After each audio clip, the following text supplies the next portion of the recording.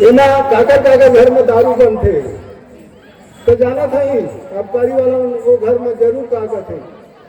अरे आदिवासी मतलब छूट है भाई। नेताजी आपको विशेष करके बतला रहा हूँ, इसको जोर से दहाड़िए।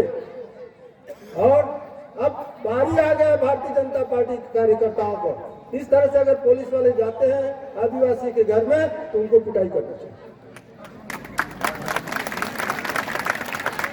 आपको ताजुब होगा, परसों की बात है, बरपाली में ये उनका खाना पड़ता है। मैं चैलेंज के साथ कहता हूँ, ये विभाग के अधिकारी कर्मचारियों को कम से कम अब भी चेत जाए।